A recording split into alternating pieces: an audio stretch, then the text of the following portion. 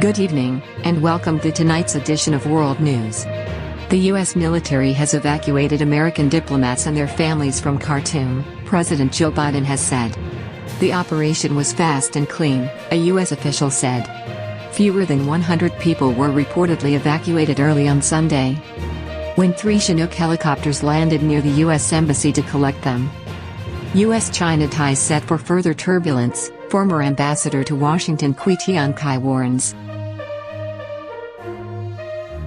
U.S. failure to show mutual respect and keep its promises on issues like Taiwan is worsening ties with Beijing, Kui Tiankai says.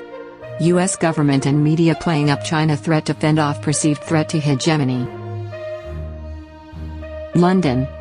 The UK will conduct its first test of a new emergency alert service on Sunday, with millions of mobile phones set to emit a loud alarm and vibrate at 3 p.m., 1400 GMT. The national system, modeled on similar schemes in Canada, Japan, the Netherlands and the United States, aims to warn the public if there is a danger to life nearby but has generated criticism over nanny state intrusion. A message will say, "This is a test of emergency alerts, a new UK government service that will warn you if there's a life-threatening emergency nearby." Donald Trump's arraignment, how the world reacted. Photos of former U.S. President Donald Trump as he appeared in court covered the front pages of most international papers.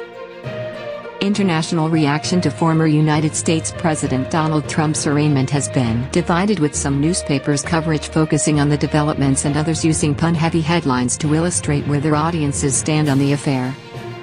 Current climate police is a death sentence for the world, warns Guterres.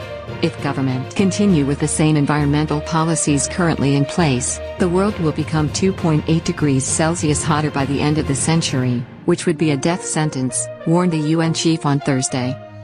Ukraine war. The Russian parliament has approved legislation to start serving call-up papers online. The Kremlin has denied the move is aimed at speeding up further mobilization of Russian men or putting a stop to widespread draft dodging. Thousands of Russians have avoided the draft to escape the war in Ukraine.